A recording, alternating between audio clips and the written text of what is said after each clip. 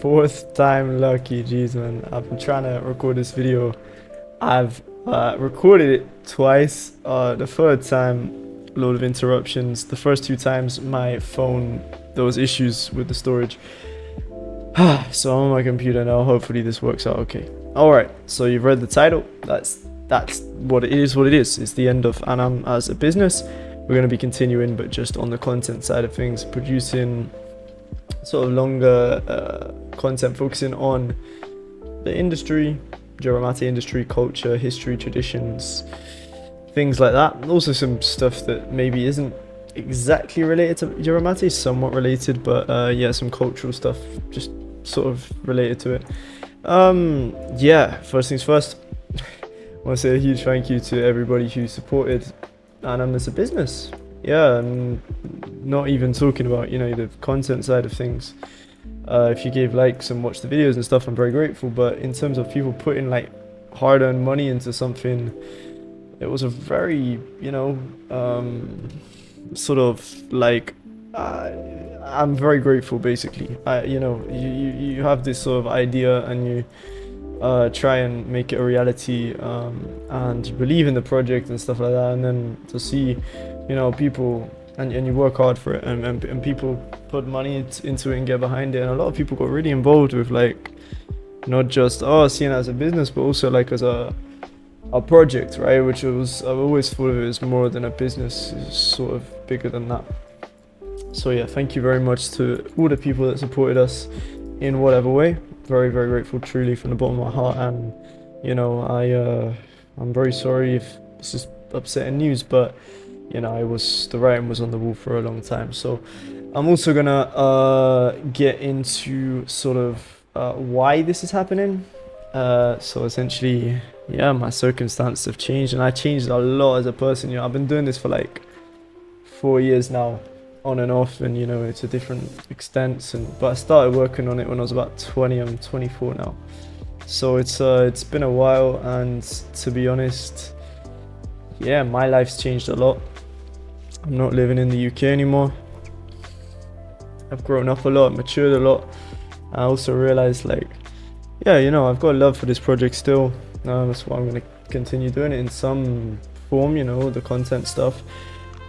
But I've also changed as a person, and I don't, you know, I don't have any regrets. I'm glad I did it, and to be honest, I would do it all over again, in terms of, you know, life experience and things like that. But I don't want to continue doing certain things that I was doing, and I'll get into that in a little bit.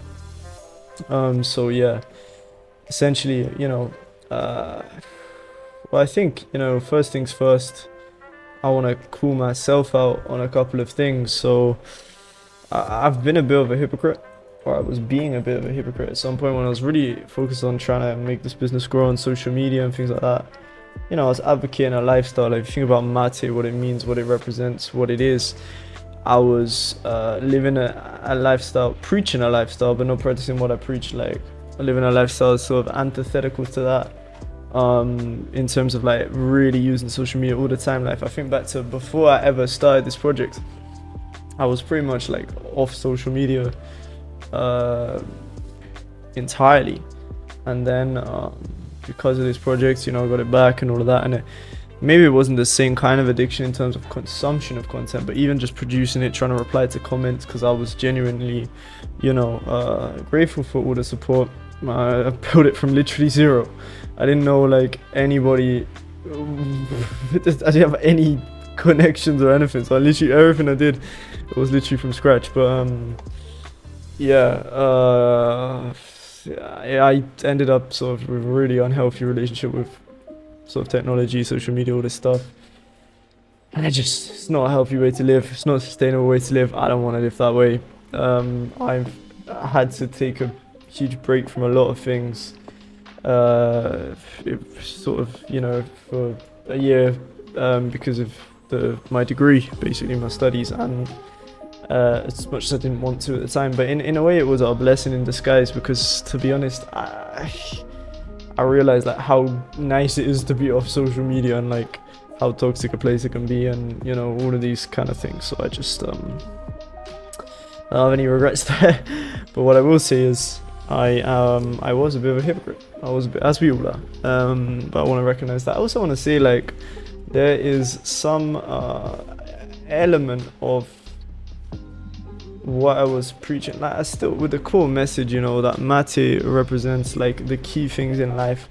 I don't even have one right now. I've drunk like 2 liters of mate today. It's right at the end of the day, and I just finished work, and to be honest, I'm a bit annoyed, as much as my face ain't maybe showing it, that I've tried to record this video so many times and it just won't happen. So hopefully this one take approach just on my computer is gonna work. But yeah,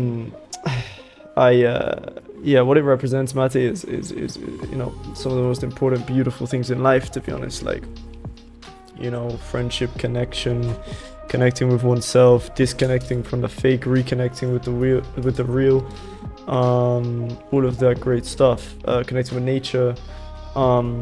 Yeah, but there's far more to it than I thought originally, in so many ways. And I had a very, you know, I was very young and idealistic when I started this project, and so, like, yeah, I really did, you know, not get it, so to speak, in a lot of ways. Like, I drew a lot of conclusions that, you know, somewhat I might still agree with, but to a certain extent. And I realized, like, the world is way more complex than I sort of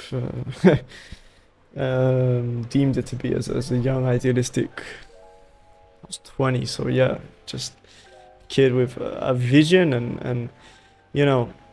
I also wanted to mention, like, social media, thinking about it, it changed so much since I began this project. Like, the thing is that they'll implement these changes slowly over the course of a long period of time, so you don't really realize. But if you actually, like, step back and question it, right? Like, when I first started it, I remember when they launched, like, reels on Instagram. Like, before that, there wasn't, like, videos like that, and now it's everywhere. Like, every single platform trying to be TikTok.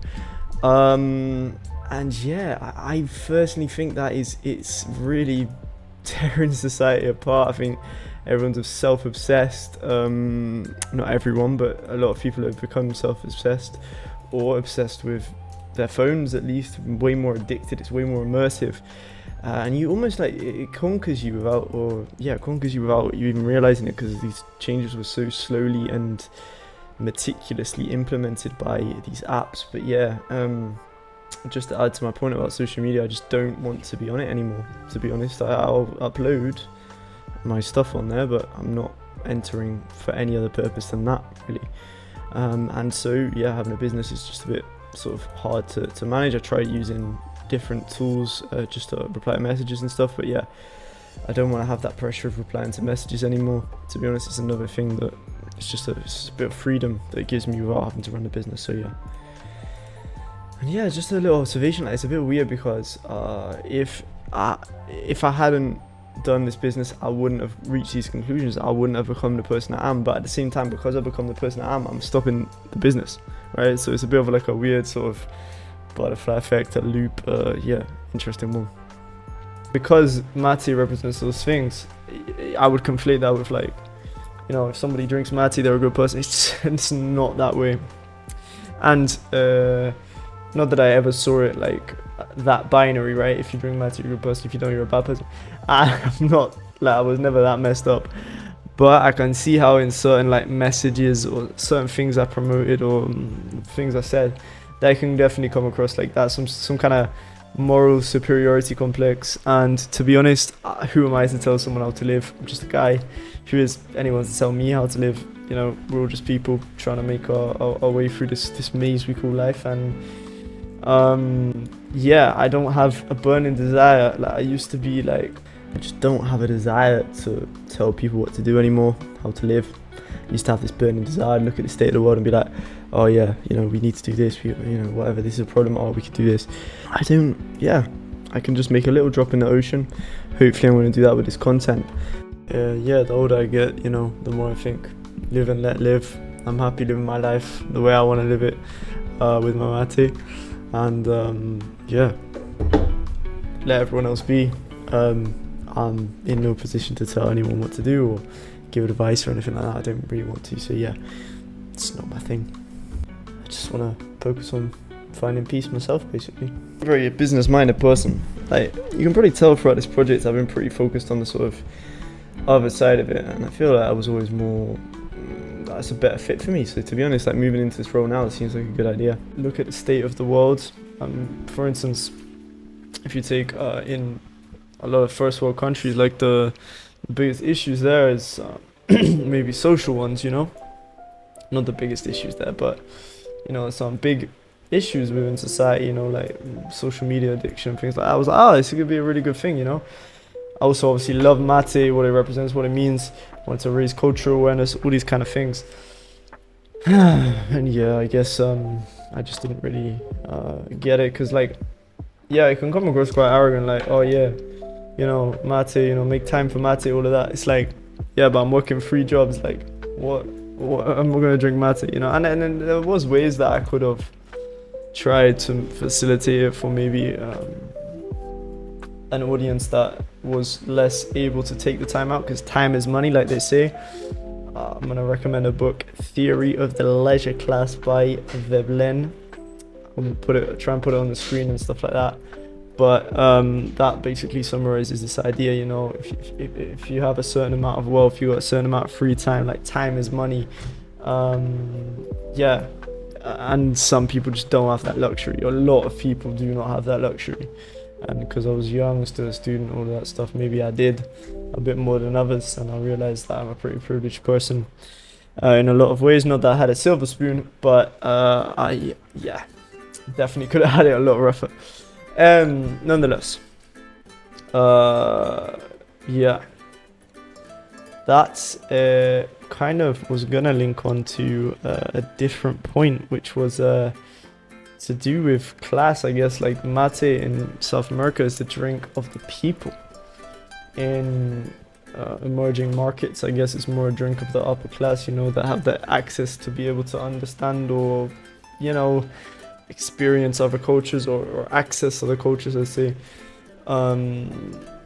It's obviously been a bit more democratized with the internet, but it's still somewhat, I would say to a high extent, the case. And so yeah, even in South America, this is like having an impact, and it's changing a lot. Like the mate market, like people are seeing mate more as like a fashion accessory than as a like cultural item, or a cultural as culture, let's say, which I think is really sad, indicative of a lot of trends, global economic trends in South America, cultural trends in South America, political trends in South America. Everything is connected if you think about it enough. But yeah, what else was I gonna say?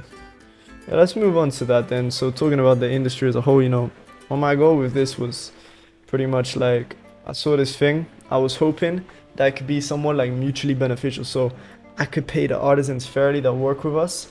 I could promote cultural awareness, and some, you know, I really felt like, okay, the UK in our case, obviously we ship to more countries than that, but let's just take the UK. We could learn a lot from other nations, other places, right? Just like trying to drop the ego. I was trying to sort of do a reversal of the things that have always existed, the relationships that have always existed, right? Because if you look at Latin America, South America, and maybe I didn't realize this, I obviously probably realized it, but I didn't understand it to the extent I understand it now. When I started this out, you know, South America, Latin America has always, when I talk colonial history and stuff, there's been a huge UK presence in Argentina in terms of colonial times, even tried to take over the nation a couple times. Obviously huge rivalry because of territorial disputes and all of that stuff, which translate to football, etc. But anyway, in terms of society, I was trying to make some kind of link, but do it looking towards South America rather than the other way around. Because if you look at Latin American society, they've been told, you know, European good, or at least Argentinian society, and is generally a trend throughout Latin America, European good, native bad. And I was trying to say, look, you know, you've got some awesome things here. I mean, it's easy for me to come in as a foreigner and say that, but maybe we could learn a thing or two from them. Whilst my intentions might have been good, one can question the consequences and things like that. And I think, yeah, as I grow older, I'm like, wow, okay. So I was trying to do a good thing here. Obviously, like, I paid all my artisans fairly, all that stuff, like, that's all good.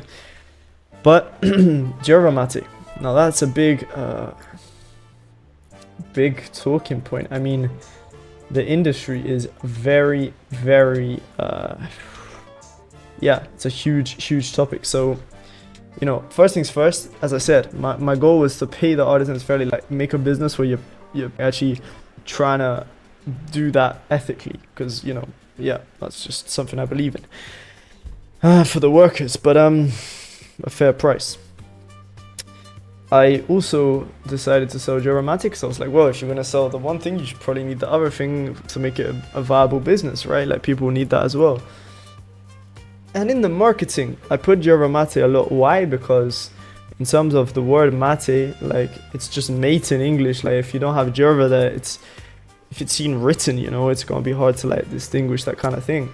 So it became somewhat like, you know, people might have seen it as like a yerba mate business, where it was more to do like the main focus, at least in my eyes, behind the scenes, and maybe it didn't come across that well in marketing and stuff, but I you know, initially set out at least to do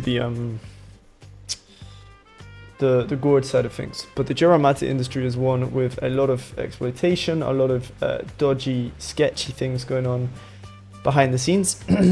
I'm going to leave a link to an Economist article that recently came out talking about the new neoliberal economic reforms in Argentina. They scrapped essentially a regulation that was keeping a fair price being paid to the people that harvested the yerba, and now there's the cost of production is, well, the cost of labor, like, they're not making like, a lot of them are making a loss basically on that. So it's because of the deregulation. So it's a very heartbreaking thing to see. Beyond that, you know, there's a huge history there of child exploitation and stuff. And why am I saying all this stuff? Well, it really links to the expansion of yerba mate as a custom worldwide. Like, for instance, a lot of companies there, well, yerba mate only grows in certain places in the world, as far as I've been told and I'm aware. Currently Paraguay, Argentina, and Brazil, southern Brazil. So it's drunk in Uruguay, you know, but they get their stuff from Brazil, most of it. Brazilians and Uruguayans work together, you know, Brazil produces for Uruguay. And therefore, you know, because it only grows in those little places, or at least currently that's where it all comes from, you know, the thing is, like, that fact could mean that, you know, these countries could have such a potential with the expansion of global markets, but it's to do with wealth distribution and stuff like that. It's not happening. And also land, like, farming practices, intensive farming practices, because if your supply increases exponentially, or, you know, tenfold or whatever, you're gonna need more product more quickly, which means that people have, especially like larger brands, have reduced the quality of their product. Like, I've spoken to people who tell me that big brands of yerba mate tasted completely different like 20-30 years ago, and it's just because they need more and more quickly. And so, yeah, these intensive farming practices, awful for the land, biodiversity, nature, all of that stuff, horrible stuff. So yeah, it's very important to support, you know, organic, good brands that have good farming practices, and also obviously the point I made about the workers as well. When possible.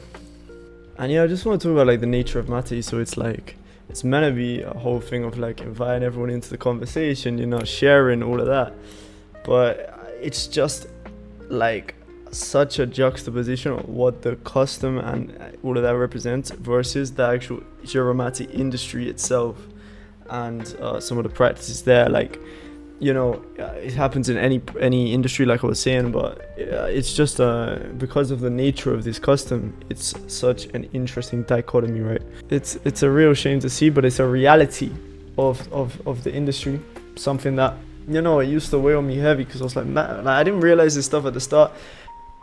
Ignorance, ignorance is bliss, but knowledge is power. And quote from a rapper that I like, ignorance is venomous and it murders the soul. So it's like seeing ignorance not as something that's passive, but something that's like actively eating away. I think it's a really interesting, thought-provoking thing, and I think I really like it because it sort of discourages it.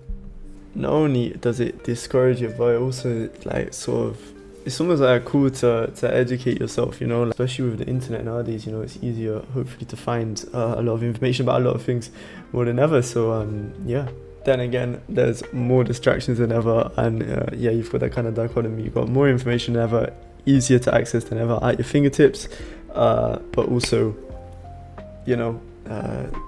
it's a lot of distractions out there, and a lot of smoke and mirrors, or whatever you want to call it, and a lot of misguided or misinformation, fake news and stuff like that. So and so once you realize these things, like, wow, okay, this is, it was hard for me to weight on my conscience for a long time, knowing that I very small scale, but I still was part of that, contributing to it and stuff.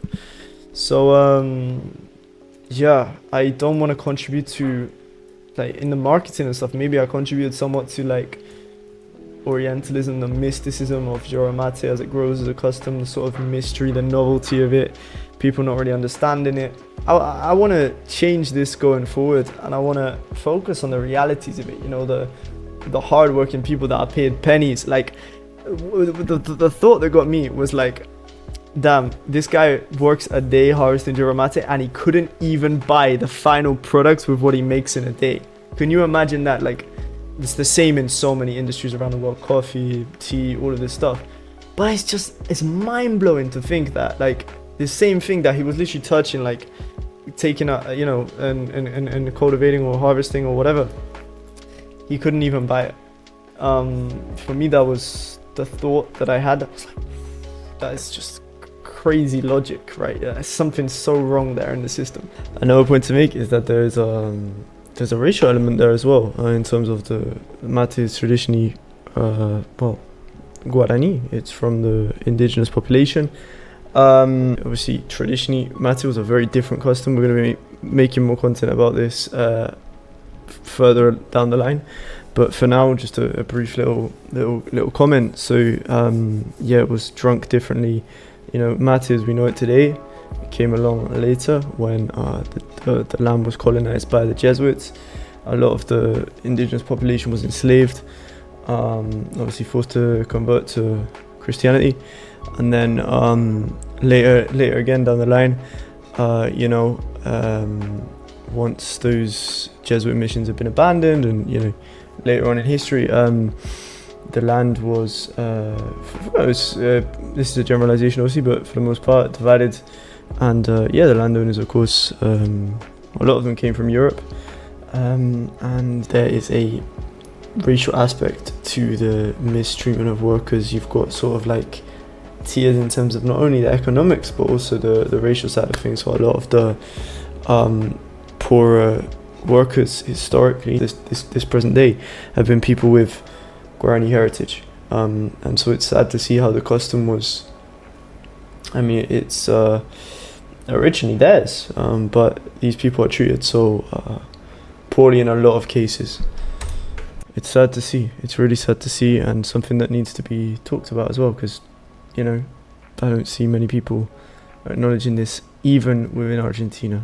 That's essentially what I'm going to be focusing on going forward, trying to make informative content to teach people about this beautiful custom, but also about the not so nice side of it, because it's important. And I realize that I've got a voice here. I know more than the average person, I would say, about the industry and YERBA Mate as a custom and stuff like that. And it's just like, I have to, if I have to speak, and because who else is going to do it, not just out against the bad things, but try and promote the custom for what it is, and give more information so people are better informed about this cultural yeah, this beautiful thing that is mate.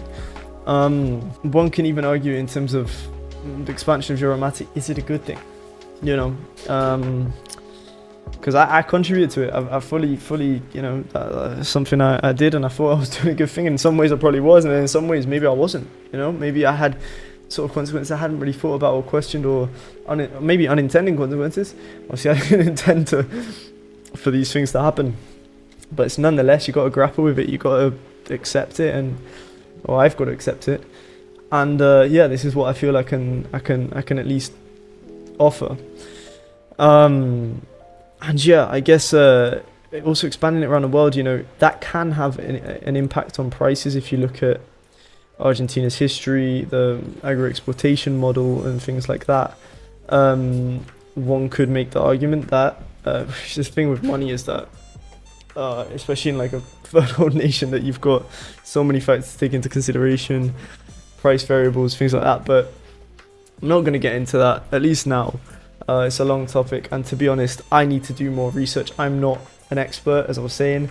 I'm just a guy, but I'm interested in the topic. I'm interested in a lot, and in the sort of the interdisciplinary approach towards this. You know, looking at history, culture, politics, all of this. And I really want to try and use my platform for good. Basically, that is the sort of bottom line of it all. So yeah, I guess you know, as YERBA mate is exported to the world, there is a risk there that it can affect, and some people are saying it is, and I personally agree with it. I think because when you focus on exporting, maybe there's less supply within the country, and so the price, like supply and demand, the price of that product goes up. Even though the Economist article says the price is cheaper, I would question that, because I was unable to read the article only the first little bit because of I don't have a subscription to the Economist. I haven't read it, but I have read a sort of, it's literally pretty much the same article but in Spanish, which was free. Because, you know, I guess money is not, well, money is an object, you know, it's not no object for me, but at least at this point in my life. But nonetheless, so yeah, if I'm going to save a few bucks, well, you know, just to read one article, that's what I'll do. But yeah, essentially, it's saying that the price is lower of YERBA mate now, and to be honest, in terms of third world economics, you're looking at, you know, comparing the currency to the dollar, and also like you got to take into account median wages of people now versus a year ago, you know, all this kind of thing. I don't know if it's more expensive, I don't know if it's less expensive, I don't want to even, it's just a mess. But regardless, that is minuscule in comparison to, you know, if that is at the expense of the workers, like, awful thing. I'm totally against that. And in this case, the two, you know, if there is a drop in prices as they're claiming, it will be because of that deregulation of the standard price that was set. So they would be, I'm not even going to say paid fairly, but paid, yeah, more than they are now, at least, because it wasn't a paradise before. You know, it was clearly some issues here, and that's kind of one of the reasons why the current government got in, you know, sort of, you know, recognizing those issues and saying they would do something about it, and a lot of people believed it. Are they actually doing anything about it? In my opinion, it's not the solution, but there we are. Yeah, so, you know, the idea of this business was always just to have that YERBA as an add-on, but that's just something that happened. I also forgot to mention already, and some people was complaining recently about the increases in prices since we adopted this new business model. I totally agree. I think I didn't want to be charging that for a packet of YERBA mate, but the logistic companies could not give us a better deal. And as I say, the idea was not to sell YERBA mate, the idea was to sell gourds, cups, etc. That was always just an add-on. And yeah, I probably could have explained it better, but the idea was, like, for instance, if someone buys a carrying case, a matera, you put the YERBA mate inside it, the shipping's already paid for in the price of the materia, and therefore, you know, when you went to check out, at least on our, what was our, like, not Etsy, but our, you know, own website, it would apply a discount code and you would get like it would be a price that's not too far off what you would have paid when we used to ship the stock directly to the UK and just do it that way. Yeah, I wanted to talk a little bit more about these new measures we implemented recently. So, I mean, our old business model was basically, essentially they opened up the market a lot in Argentina for people to sell abroad. So you saw a lot more like Argentine stores on Etsy, which I'm not saying it's a bad thing. I think it's brilliant. To be honest, I don't really care that my store suffered as long as they're doing it the right way, paying the artisans fairly, all of that. I don't like, good on them, making the most of an opportunity that came their way. You know, my store might have suffered, sure. It just meant that our business model or whatever was outdated and a thing of the past. And these things happen. Life changes, life goes on, and you've got to go with it. You know, you can't just get left behind. So, yeah, I have no, like, I don't want this to come across as like bitter or anything, but yeah, no, like, and in terms of the prices I was charging, I mean, people might think, oh, you know, all of this stuff, but I was making it on a sale of yerba mate from Argentina to abroad. I would have been making about £1, if that. You know, the majority of the price was going to the logistic company. So I don't want to be any sort of, just want to clear that up, and in case anyone thought I was just had no morals or was charging ridiculous prices, scamming, whatever you want to call it. Nobody did suggest that. I had a couple of messages asking about the prices, but you know, it is what it is. Also, I wanted to clarify that on Etsy as well, there would have been discounts for certain combinations, mix and match they call it. And so, you know, yeah, the whole idea was to sort of buy group products together rather than just to and buy in bulk as well. Yeah, buying in bulk would have reduced hopefully the shipping costs a bit, per unit at least, definitely. But yeah, I guess the average consumer doesn't really want to think about all this stuff. Like, that's really up to the person running the business. And like, you know, I didn't really explain it perfectly or really at all, to be honest. I just sort of thought people would hopefully understand, and maybe it was people don't have time to think about these things or look into it. So yeah, I fully understand, and I apologize as well. I apologize for, you know, it was a bit of a mistake, to be honest, to think like that. I don't know, it just it came across really poorly, to be honest. And yeah, I apologize to the people that I maybe let down by making that decision. You know, I made a mistake there to sort of think I could still offer the same services. Maybe it was a bit of ego, you know, not wanting to let go and try and carry on, but sometimes you just have to learn when to let go, and I maybe left it a bit, like maybe I should have closed the store down when I left the UK rather than keep going, but I gave it a go, it didn't work, I made a bit of a mistake, and I apologize.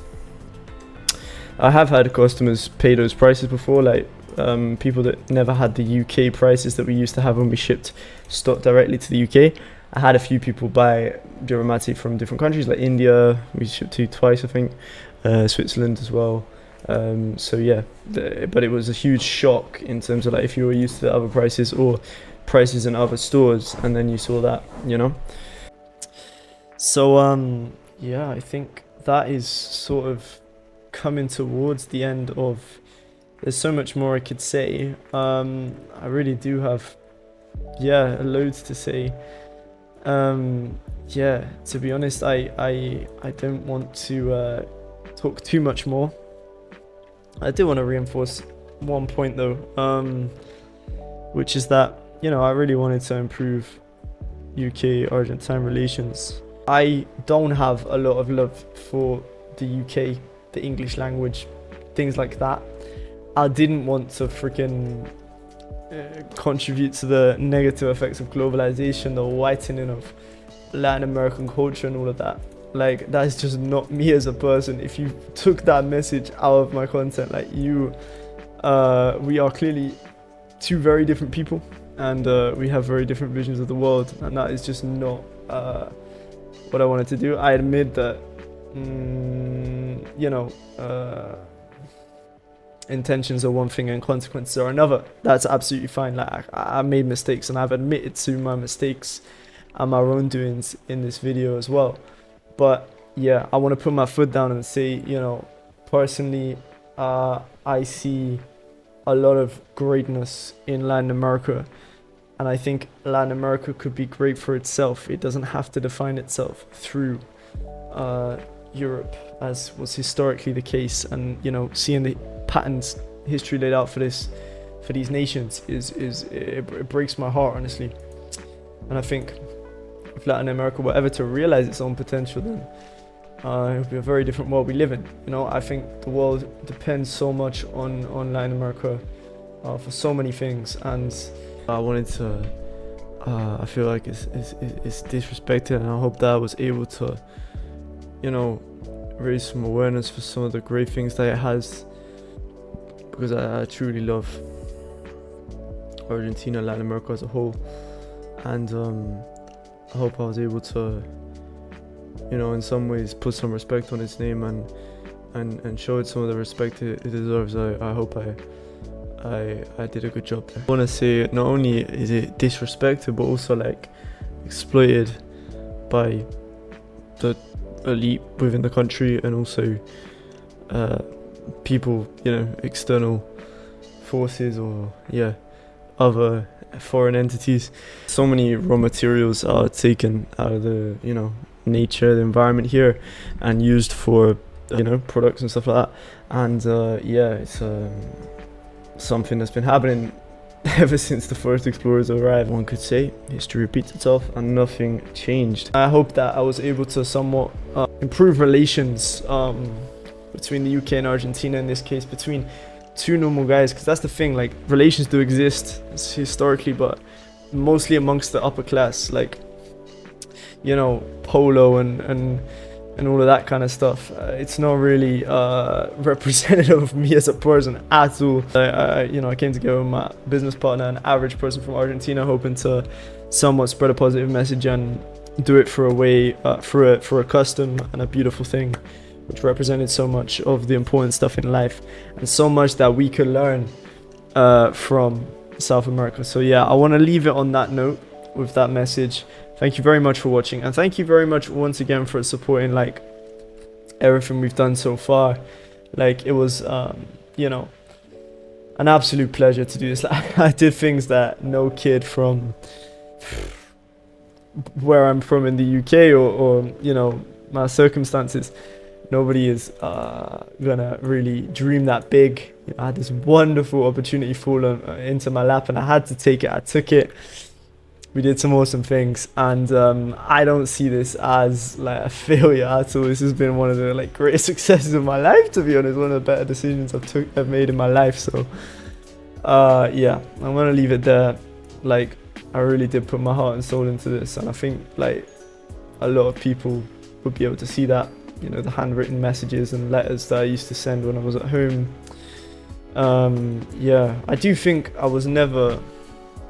The perfect opportunity doesn't exist, is the first thing to say, but I do think I always had to do something else, like my degree or paperwork or all these kind of things, and I never had the perfect shot to just do it. But maybe that's the way it was meant to be, you know, maybe that's just how life is. So anyway, thank you very much. I hope this was a decent watch. Maybe you could have sat down with a mate and enjoyed this a little bit.